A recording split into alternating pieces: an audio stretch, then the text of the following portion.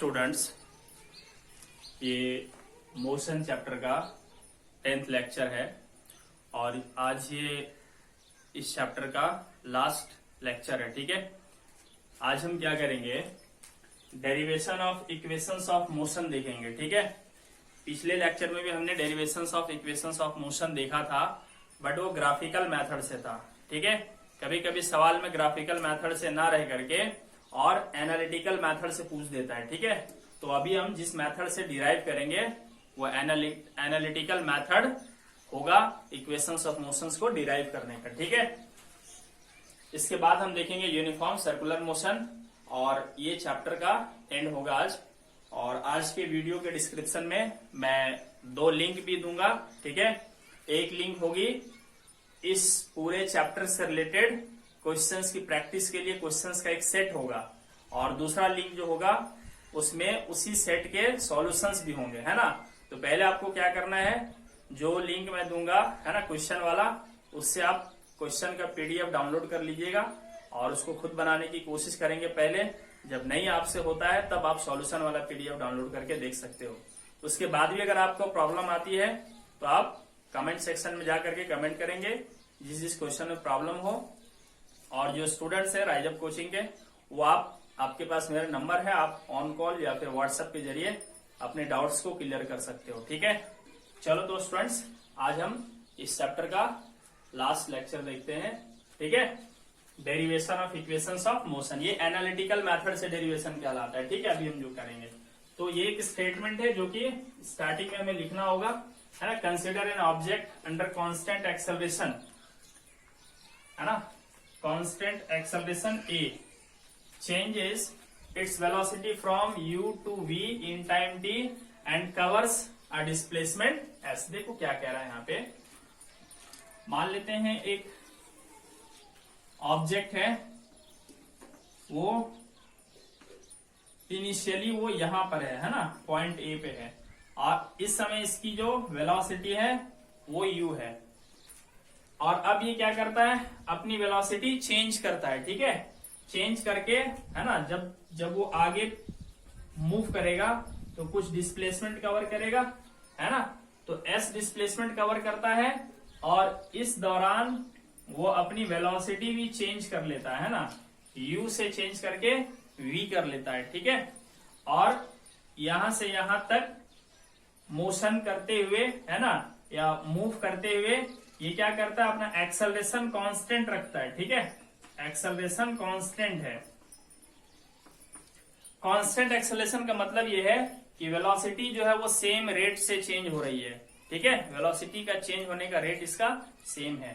ठीक, और इसके लिए कुछ टाइम भी लगा होगा। चलिए मान लेते हैं टाइम जो है वो t है।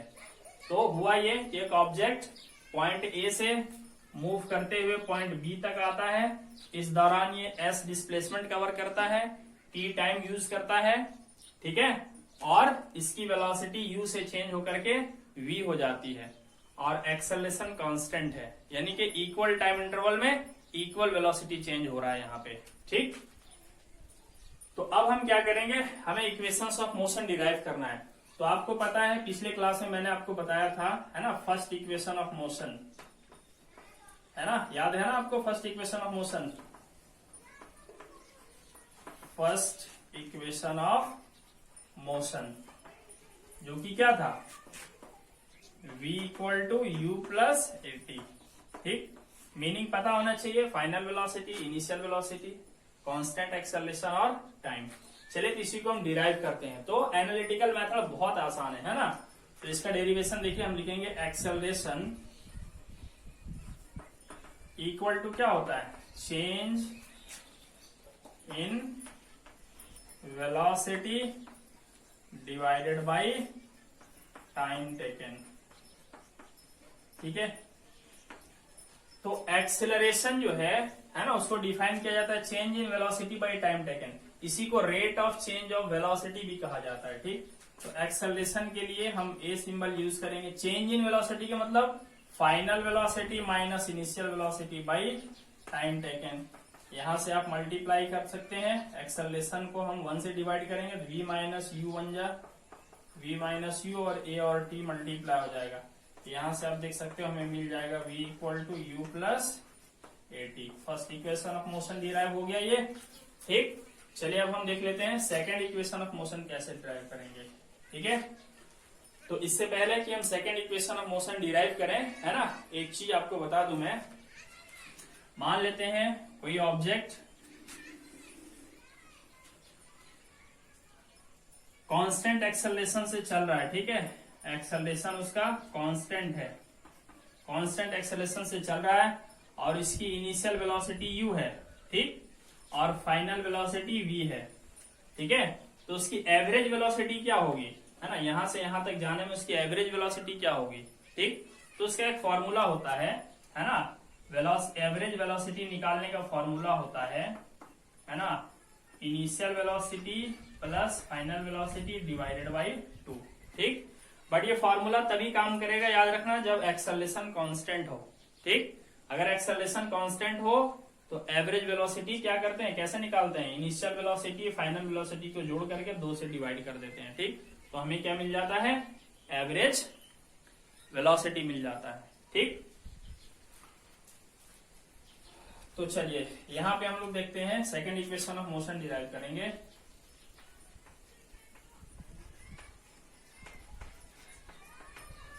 सेकेंड इक्वेशन ऑफ मोशन, इसको हम s equal to u t plus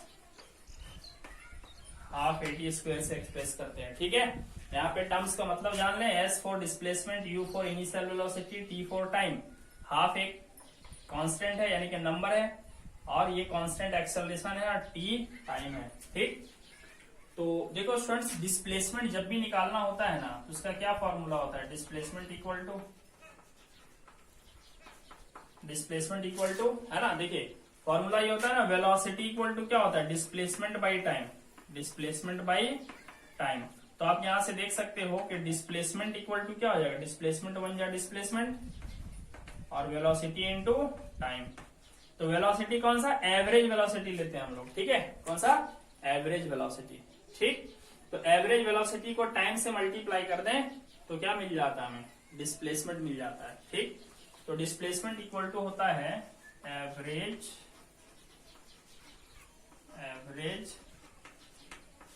velocity into time. ठीक, तो डिस्प्लेसमेंट को हम s से दिखाते हैं। एवरेज वेलोसिटी मैंने आपको बताया कि जब कोई चीज कांस्टेंट एक्सेलरेशन से चल रही है और उसका इनिशियल वेलोसिटी u हो और फाइनल v हो, तो एवरेज इस फॉर्मूले से निकाला जाता है। ठीक है, तो हम एवरेज वेलोसिटी के जगह में लिख सकते हैं u plus v divided by 2 into t. ठीक है, ये s इक्वल टू ये आया। चलिए अब हम इसको आगे सॉल्व करते हैं। क्या स्पेस की कमी है, चलिए ऊपर मिटा देते हैं।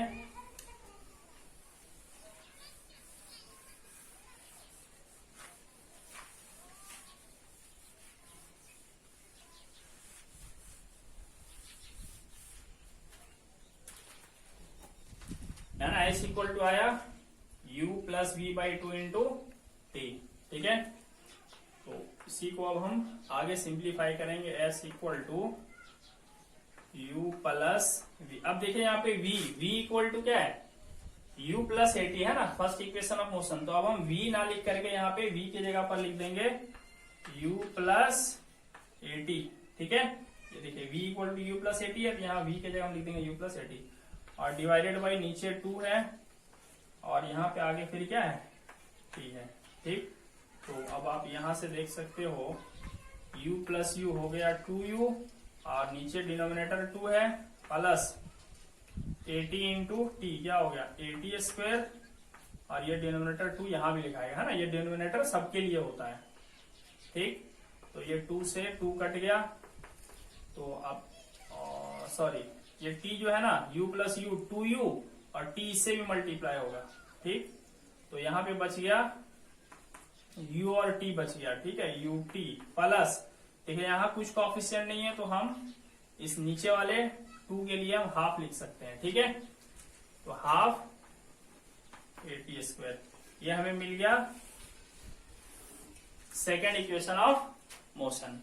ठीक है, चलिए अब हम थर्ड इक्वेशन ऑफ मोशन देखते हैं, इसको कैसे डिराइव करेंगे।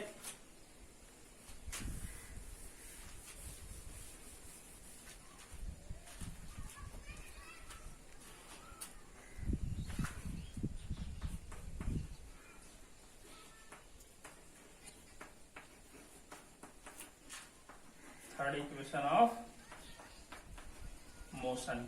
ठीक, देखो इसमें करना कुछ नहीं है ना। देखिए ये जो फर्स्ट इक्वेशन ऑफ मोशन है ना, v equal to u plus a t, इसमें से ना टाइम को आप अलग कर लीजिए। देखिए u इधर आके माइनस हो जाएगा और a जो है वो डिनोमिनेटर बन जाएगा। टाइम इक्वल टू हमें ये एक्सप्रेशन मिलेगा, तो टाइम इक्वल टू ये वाला वैल्यू ना इस इक्वेशन में रख देंगे। ठीक है, तो थर्ड इक्वेशन ऑफ मोशन जो हम डिराइव करेंगे, जो कि आता है हमारे पास V square equal to U square plus 2as, ये जो इक्वेशन आता है हमारे पास है ना, तो उसको डिराइव करना बहुत आसान है। तो लिखेंगे replacing t equal to v minus u by A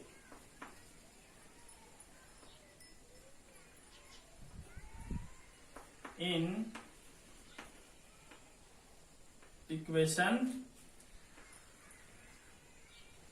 second equation of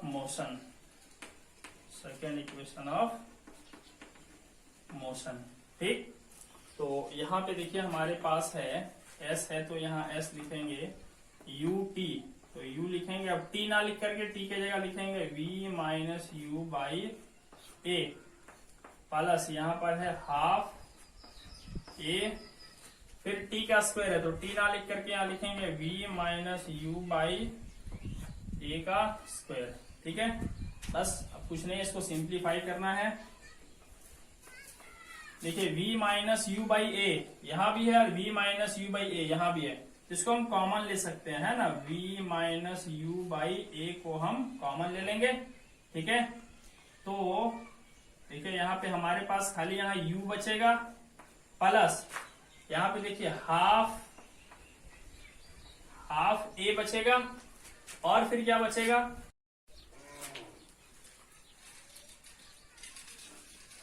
v minus u by ए बचेगा, है ना। देखिए यहाँ स्क्वायर था v माइनस यू बाई ए का स्क्वायर था यहाँ पे, इसलिए एक बार ये बाहर लिखा जा चुका है, उसके बाद भी एक बार ये बचा रहेगा अंदर। ठीक है, तो अब हम क्या करेंगे, यहां से देख सकते हैं, इसको जब हम सॉल्व करेंगे आगे तो हमें मिलेगा v माइनस यू बाई ए, ये a से a कट जाएगा, 2 और यहाँ पे नीचे 1 लगाएंगे तो एलसीएम 2 होगा, यहाँ पे 2u होगा प्लस v माइनस यू।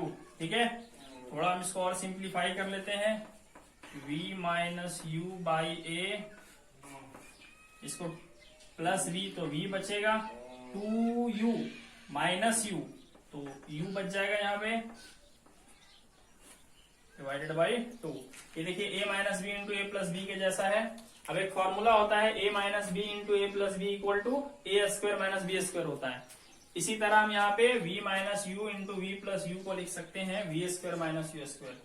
तो यहां से हमें s इक्वल टू मिलता है v square minus u square by 2a। अब हम देख सकते हैं यहाँ पे बाई 1 लिखेंगे, v square minus u square को 1 से मल्टीप्लाई करेंगे, we will get the same result. Next we multiply 2a with s, then it will become 2as, v square minus u square equal to 2as। इसको हम एक step और ले जा सकते हैं, इस माइनस यू स्क्वायर को उधर शिफ्ट कर देंगे, हो जाएगा यू स्क्वायर प्लस 2as। ये हमारे पास आ गया थर्ड इक्वेशन ऑफ मोशन। तो ये एनालिटिकल मेथड से हमने डिराइव किया तीनों इक्वेशंस ऑफ मोशन को। ठीक है, और पीछे हम कर चुके हैं ग्राफिकल मेथड से। तो स्टूडेंट्स, इसके बाद अब हम अपना नेक्स्ट टॉपिक देखेंगे और last topic uniform circular motion. ठीक है, तो चलिए देख लेते हैं। देखिए यूनिफॉर्म सर्कुलर मोशन क्या होता है ना। मान लेते हैं यहाँ पे एक सर्कुलर ट्रैक है ये। ठीक, एक सर्कुलर ट्रैक है इसकी कुछ ना कुछ रेडियस होगी। ठीक, इस ट्रैक पे क्या करता है, कोई एक आदमी, ठीक है, वो इस पे चलता है ना, उसका ट्रैक सर्कुलर ही होगा, है ना, और वो यूनिफॉर्म स्पीड से चलता है। ठीक है, उसकी जो स्पीड होगी वो कांस्टेंट होगी, है ना, स्पीड कांस्टेंट होनी चाहिए, कांस्टेंट को हो या इसी को यूनिफॉर्म को हो।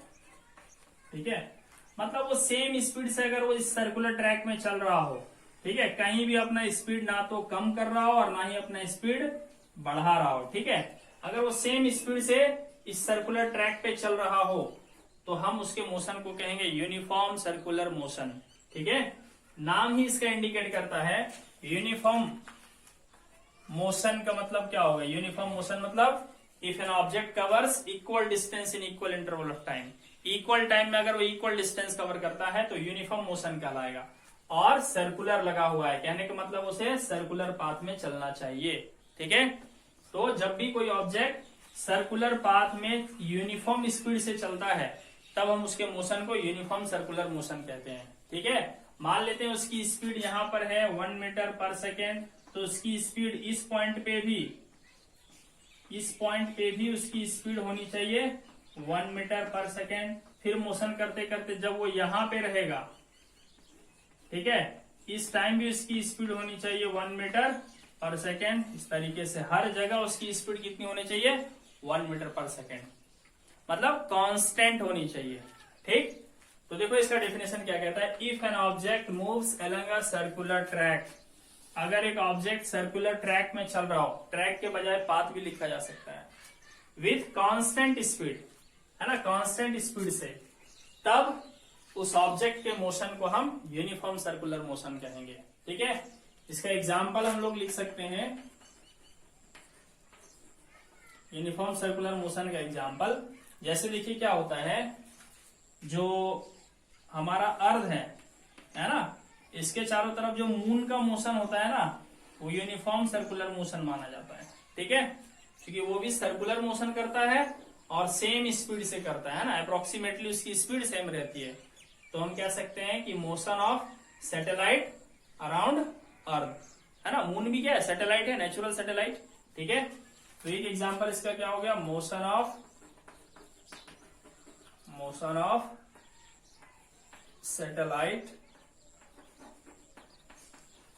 सैटेलाइट्स अराउंड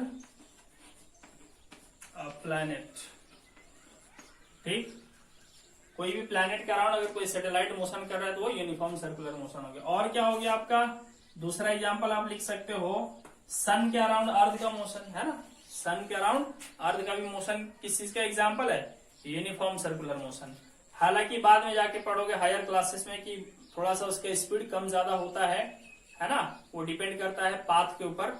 एक्चुअली सन के चारों तरफ जो अर्थ का पाथ है ना, वो पूरा सर्कुलर नहीं होता है, वो एलिप्टिकल पाथ होता है ना। एक्चुअल में देखा जाए तो ये सन है और इसके चारों तरफ अर्थ घूमता है ना, तो वो एलिप्टिकल पाथ बनाता है। देखिए पूरा सर्कुलर नहीं होता है बल्कि एलिप्टिकल पाथ होता है। ठीक, बट हम उसको फिलहाल सर्कुलर मान ले रहे हैं कि वो भी सर्कुलर होता है ना, जनरली उसे सर्कुलर मान लिया जाता है। ठीक, बट एक्चुअल में एलिप्टिकल पाथ होता है। ठीक है, तो इसका एग्जांपल और क्या हो गया, motion of planets around the sun के अराउंड प्लैनेट्स का मोशन भी यूनिफॉर्म सर्कुलर मोशन के एग्जांपल है। और भी अगर कोई आदमी सर्कुलर ट्रैक पे साइकिल चला रहा हो कांस्टेंट स्पीड से, ठीक है, मोशन ऑफ ए साइकिलिस्ट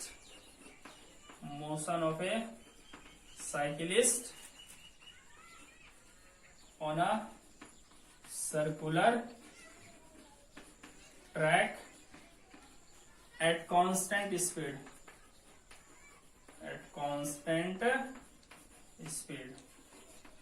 ठीक है, तो ये सर्कुलर मोशन के कुछ एग्जांपल्स हो गए। अब सर्कुलर मोशन से जुड़े हुए कुछ इंपॉर्टेंट बातें हम देखेंगे। ठीक है,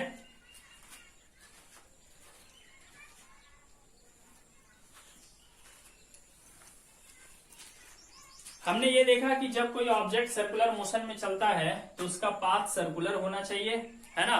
और जरूरी नहीं कि वो पूरा सर्कल कंप्लीट करेगा तभी उसका मोशन सर्कुलर कहलाएगा। मान लेते हैं वो पॉइंट यहां से, इसका नाम रख देते हैं ए से, वो मात्र बी तक गया और यहां आके रुक गया, तो उसने सर्कल तो कंप्लीट नहीं किया, लेकिन क्या उसका मोशन सर्कुलर कहलाएगा? यस, सर्कुलर कहलाएगा, क्योंकि उसका पाथ जो है ना वो सर्कल का एक पार्ट है ना। ये जो पूरा सर्कल दिख रहा है उसका एक पार्ट है। तो जरूरी नहीं कि पूरा सर्कल कंप्लीट करेगा तभी उसका मोशन सर्कुलर होगा, है ना। बस उसका पाथ सर्कुलर हो या सर्कल का एक पार्ट हो और वो कांस्टेंट स्पीड से चल रहा हो, ठीक है, तो हम उसे यूनिफॉर्म सर्कुलर मोशन मान लेंगे, ठीक है। चलिए इसके बारे में कुछ खास बातें हम यहाँ पे देखेंगे, ठीक है। पहली खास बात यह है कि जब वो कांस्टेंट स्पीड से चल रहा है तो क्या उसका डायरेक्शन चेंज होता है क्या? चलिए देख लेते हैं। जब वो यहाँ पे था तो उसका डायरेक्शन इधर था, जब वो इस पॉइंट पे है तो उसका डायरेक्शन इधर होता है, ठीक है। जब वो यहाँ पे था तब उसका डायरेक्शन इधर होता है, ठीक है। तो अभी हमने डायरेक्शन दिखाने के लिए जो लाइनें खींची है ना, इसको टेंजेंट कहा जाता है, ठीक है, टेंजेंट। ये अगले क्लास में पढ़ोगे, 10th क्लास में डिटेल से, ठीक है। टेंजेंट, है ना। थोड़ा सा मैं टेंजेंट के बारे में बता दूं। ये एक सर्कल है, इसका ये एक पॉइंट है ना सर्कल पे, तो इस पॉइंट को टच करता हुआ लाइन, है ना, टच करके अगर कोई लाइन जा रहा है तो हम उसे टेंजेंट बोलेंगे। जरूरी नहीं कि ये लाइन इधर और उधर दोनों तरफ हो, तभी अगर एक ही साइड भी है ना, सिर्फ टच करके जा रहा हो, ये टेंजेंट हो गया, ठीक। और टेंजेंट की प्रॉपर्टी क्या होता है कि अगर हम रेडियस के साथ उसको मिला दें तो यहाँ 90 का एंगल बनेगा, ठीक, तो ये टेंजेंट होता है। चलिए, तो कभी भी क्या है, कोई ऑब्जेक्ट जब सर्कुलर पाथ में चल रहा हो और उसका डायरेक्शन जानना हो तो टेंजेंट खींच दिया जाता है, ठीक है। चलिए, खैर टेंजेंट के बारे में नहीं पढ़ना है। तो यहाँ पे उसका डायरेक्शन इधर था, यहाँ पे इसका डायरेक्शन इधर था, यहाँ पे इसका डायरेक्शन इधर था। जब वो यहाँ आ जाएगा, है ना, जब वो मोशन करते हुए यहाँ आ जाएगा तब उसका डायरेक्शन किधर हो जाएगा? इधर। तो क्या उसका डायरेक्शन चेंज हो रहा है? यस, उसका डायरेक्शन चेंज हो रहा है। कितनी बार?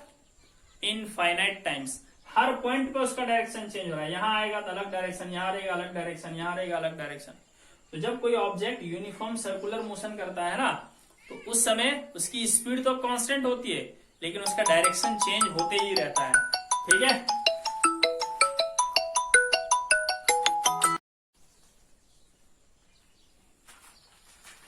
तो पहला पॉइंट हम यहां लिखेंगे, during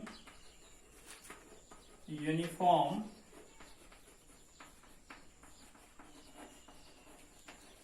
circular motion, the direction of object keeps on changing continuously,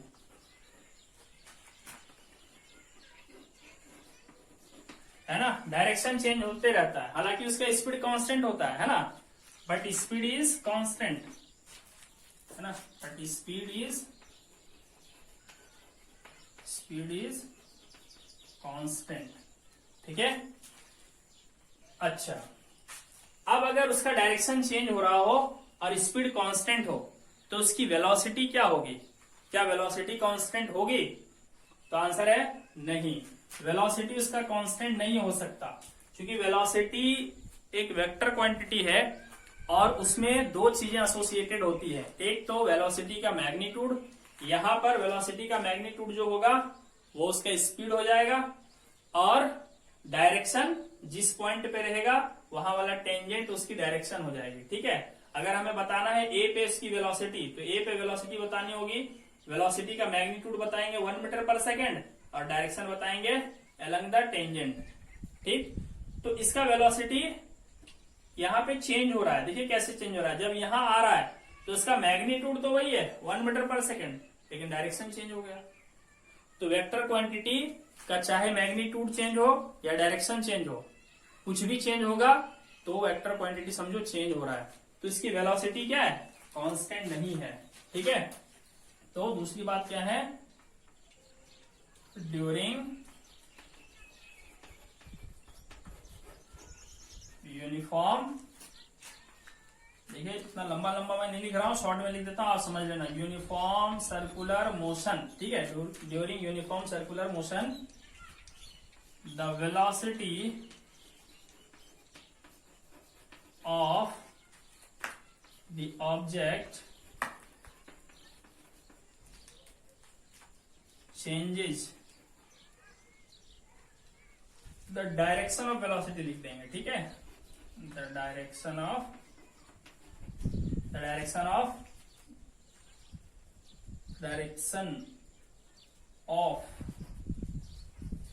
during uniform circular motion the direction of velocity of the object changes and hence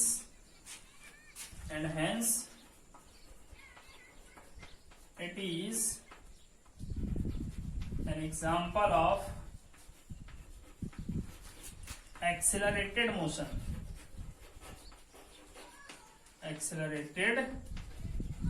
motion, ठीक है। देखिए यहाँ पे क्या है कि वेलोसिटी का डायरेक्शन चेंज हो रहा है हमेशा, इसका मतलब वेलोसिटी चेंज हो रहा है, और जब भी वेलोसिटी चेंज होता है तब ऑब्जेक्ट एक्सेलरेशन में होता है। तो जब ऑब्जेक्ट यूनिफॉर्म सर्कुलर मोशन में होना तो समझ लेना कि वो एक्सेलरेटेड मोशन का एग्जांपल है। देखिए यहाँ कंफ्यूजन क्या होती है, एक तो लिखा हुआ रहता है यूनिफॉर्म मोशन और दूसरा हम उसे कह देते हैं कि वो एक्सेलरेटेड मोशन है, तो यहाँ कंफ्यूजन हो जाती है। तो इस कंफ्यूजन से हम कैसे बच सकते हैं, यहाँ सिर्फ यूनिफॉर्म मोशन नहीं है, यहाँ लिखा है यूनिफॉर्म सर्कुलर मोशन, और जब कोई चीज सर्कल में चलता है तो उसकी वेलोसिटी चेंज होते रहता है और इसलिए हम उसे एक्सेलरेटेड मोशन कहते हैं, ठीक है। यूनिफॉर्म सर्कुलर मोशन को हम एक्सेलरेटेड मोशन क्यों कहते हैं, क्योंकि उसका वेलोसिटी का डायरेक्शन चेंज होते रहता है, ठीक। अच्छा, अगर ये एक्सेलरेटेड मोशन है तो एक्सेलरेशन का डायरेक्शन किधर होगा, ठीक है। तो जब भी यूनिफॉर्म सर्कुलर मोशन हो तो एक्सेलरेशन का डायरेक्शन ना सेंटर की तरफ होता है ना, एक्सेलरेशन की डायरेक्शन सेंटर की तरफ, ठीक है। जब यहां होगा उस समय एक्सेलरेशन सेंटर की तरफ होगा, है ना, यहाँ उस समय एक्सेलरेशन इधर होगा। जब ऑब्जेक्ट यहां रहेगा उस समय एक्सेलरेशन इस तरफ होगा, है ना। जब ऑब्जेक्ट यहां रहेगा उस समय इस तरफ होगा, जब ऑब्जेक्ट यहां उस समय एक्सेलरेशन इधर होगा, ठीक है। और सेंटर की तरफ जो एक्सेलरेशन होता है ना उसे हम सेंट्रीपिटल एक्सेलरेशन कहते हैं, ठीक है। हम उसे क्या कहते हैं, सेंट्रीपिटल एक्सेलरेशन। तो चलिए हम थोड़ा सा सेंट्रीपिटल एक्सेलरेशन को डिफाइन कर देते हैं। तो लिखेंगे सेंट्रीपिटल एक्सेलरेशन क्या होता है, सेंट्रीपिटल एक्सेलरेशन, ठीक है। It is the acceleration produced in an object moving in uniform circular motion, circular motion, ठीक है। एक ऑब्जेक्ट यूनिफॉर्म सर्कुलर मोशन में जब होता है उस समय जो एक्सेलरेशन प्रोड्यूस होता है उसे हम क्या कहते हैं, यूनिफॉर्म सेंट्रीपिटल एक्सेलरेशन, ठीक है। और इसका डायरेक्शन जो होता है it is always directed towards the centre of the circular path, ये सर्कुलर पाथ के सेंटर की तरफ डायरेक्टेड होता है, ठीक है। एक और खास बात मान लेते हैं, जैसे यहां पे हम बात करें तो सेंट्रीपिटल एक्सेलरेशन इधर होगा और यहां पर वेलोसिटी जो है वो तो इधर होगा, टेंजेंट की तरफ, है ना। वेलोसिटी का डायरेक्शन टेंजेंट की तरफ और एक्सेलरेशन की डायरेक्शन रेडियस की तरफ, है ना। तो यहां पे ना 90 डिग्री का एंगल बनता है, ठीक है। तो लिखेंगे सेंट्रीपिटल एक्सेलरेशन, उसको मैं AC से दिखा रहा हूं, ठीक है। AC makes an angle of 90 degree with the direction of motion, ठीक है। मोशन का डायरेक्शन के साथ सेंट्रीपिटल एक्सेलरेशन 90 डिग्री का एंगल बनाता है। मतलब सेंट्रीपिटल एक्सेलरेशन जो है वो वेलोसिटी के डायरेक्शन के परपेंडिकुलर होता है, ठीक है। तो ये कुछ इंपॉर्टेंट बातें थी स्टूडेंट्स, है ना। एक और चीज मैं थोड़ा सा बता दूं, इसके बारे में ज्यादा जानना नहीं है। ये सेंट्रीपिटल एक्सेलरेशन प्रोड्यूस कौन करता है, ठीक। तो सेंट्रीपिटल फोर्स ये काम करता है, जिसके बारे में हम अगले चैप्टर में पढ़ेंगे, ठीक है। लॉज ऑफ मोशन इसके बाद का चैप्टर है, जिसमें हम पढ़ेंगे सेंट्रीपिटल फोर्स के बारे में। बट आपको ऑब्जेक्टिव क्वेश्चंस में अक्सर पूछा जाता है कि वो कौन सा फोर्स है जो सेंट्रीपिटल एक्सेलरेशन प्रोड्यूस करता है, तो आंसर होगा सेंट्रीपिटल फोर्स, ठीक। चलिए, तो यहाँ पे स्टूडेंट्स चैप्टर एंड होता है ना। अब हम मात्र एक छोटा सा न्यूमेरिकल सॉल्व करने का ट्रिक आपको दे देता हूं, ठीक है। मान लीजिए कोई ऑब्जेक्ट है ना, R रेडियस के सर्कुलर पाथ पे एक चक्कर लगाता है ना, और T टाइम लेता है वो, तो उसकी स्पीड कितनी हो जाएगी। तो देखिए, स्पीड निकालने का फॉर्मूला है, जब कोई चीज यूनिफॉर्म सर्कुलर मोशन में चल रहा हो तो उसकी स्पीड निकालने का तरीका है 2πr/t, ठीक है। इस फॉर्मूले से क्या निकल जाएगा, वो किस स्पीड से मोशन कर रहा है, ठीक। चलिए हम इसी पर बेस्ड एक क्वेश्चन ले लेते हैं। तो स्टूडेंट्स यहाँ पे एक क्वेश्चन है, कह रहे हैं object moves in a circular path of radius 14 metre, ठीक है। If it completes 1 revolution in 10 seconds then find its speed.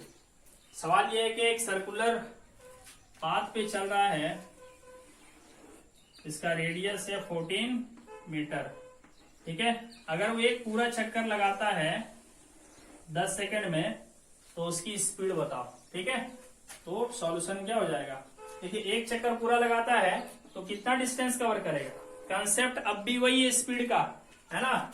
Speed equal to क्या फॉर्मूला होता है भाई, डिस्टेंस बाई टाइम, ठीक है, डिस्टेंस बाई टाइम। तो चलिए यहाँ पे हम स्पीड निकाल लेते हैं। तो डिस्टेंस इक्वल टू क्या हो जाएगा, 2πr बाई टाइम कितना है t, ठीक है।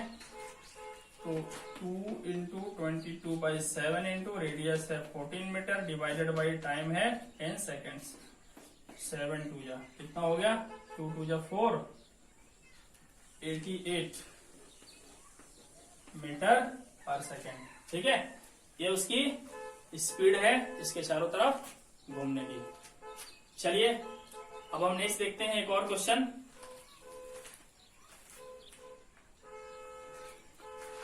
तो स्टूडेंट्स यहाँ पे क्वेश्चन है, a satellite is moving around earth and completes 1 revolution in 100 hours. If the height of satellite from Earth is 600 kilometer, then find the speed of satellite. यहाँ पे दिया हुआ है RE, radius of earth 6400 kilometre. देखिए यहाँ पे थोड़ा सा ये हाई लेवल का क्वेश्चन है, बहुत हाई लेवल नहीं कहेंगे बट एवरेज से थोड़ा टॉप है। जैसे ये मान लेते हैं हमारा अर्थ है, ठीक। तो इससे ना कितने हाइट पे घूम रहा है वो सैटेलाइट, 600 किलोमीटर, है ना। अर्थ ये है तो इसके ऊपर यहां पे मान लेते हैं सैटेलाइट है। अब ये घूम रहा है अर्थ के चारों तरफ, ठीक, इस तरह से घूम रहा है अर्थ के चारों तरफ ये सैटेलाइट। तो ये क्या कर रहा है, सर्कुलर मोशन कर रहा है ना, यूनिफॉर्म सर्कुलर मोशन, ठीक है। सवाल में लिखा है सैटेलाइट इज मूविंग अराउंड अर्थ, एक चीज छूटा वहां पे, at constant speed, at constant speed, ठीक है। कांस्टेंट स्पीड से अर्थ के चारों तरफ वो घूम रहा है और एक रिवोल्यूशन पूरा करता है या 100 आवर्स में, ठीक है। अगर ये 600 किलोमीटर की हाइट पे है तो उसकी क्या बतानी है, हमें स्पीड बतानी है। तो देखिए अब हम जब ये सर्कुलर पाथ तो सैटेलाइट का ये हो गया, तो हमें क्या करना पड़ेगा, इस पूरे पाथ का हमें जानना पड़ेगा पूरा लेंथ, ठीक है, इस पूरे पाथ का लेंथ जानना पड़ेगा। इसके लिए हमें रेडियस चाहिए, तो रेडियस कहाँ से मिलेगी? ये जो पूरा पाथ है उसका सेंटर जो कहाँ होगा, वो अर्ध के सेंटर पे होगा। अर्ध का जो सेंटर होगा वही सेंटर इस वाले पाथ का भी होगा, ठीक, कॉमन सेंटर होगा। तो अब देखिए यहाँ पे क्या है, रेडियस हम कैसे निकालेंगे? ये तो अर्ध से हाइट दिया हुआ है ना, अर्ध से हाइट दिया हुआ है 600 किलोमीटर, और अब इसमें क्या ऐड हो जाएगा, अर्ध का जो रेडियस है ना, रेडियस ऑफ अर्ध भी इसमें ऐड हो जाएगा। तो टोटल रेडियस इस वाले ऑर्बिट का हो गया यहां से लेके यहां तक, ठीक। तो लिखेंगे डिस्टेंस कवर्ड इन 1 रिवॉल्यूशन। एक रिवॉल्यूशन में कितना डिस्टेंस कवर करेगा? 2 पाई आर। तो अब आर में देखिए यहाँ पे क्या लिखा है, रेडियस ऑफ अर्थ भी रहेगा प्लस 600 किलोमीटर भी रहेगा, ठीक है। टोटल रेडियस हो जाएगा यहां से लेके यहां तक। तो रेडियस ऑफ अर्थ तो पता है हमें कितना है, पाई का वैल्यू रख दो 22/7, और रेडियस ऑफ अर्थ है 6400 प्लस यहाँ पे कितना है 600, दोनों किलोमीटर में है, तो कॉमन यूनिट बाहर लिख सकते हैं हम लोग। तो 2 इंटू 22/7 इंटू ये तो हो जाएगा 6400 प्लस 600 हो जाएगा 7000 किलोमीटर। 7 से ये देखो कट जाएगा तो 1000 आएगा, 22 2 या 44,000 किलोमीटर हो गया, ठीक है डिस्टेंस। और टाइम कितना का लग रहा है 100 आवर, इसलिए अब हम निकाल सकते हैं क्या, स्पीड। तो स्पीड बराबर क्या होगा, डिस्टेंस बाई टाइम। तो डिस्टेंस आ गया यहाँ पे 44,000 और टाइम कितना लग रहा है 100 आवर। ये किलोमीटर में है, ये आवर में है, ठीक।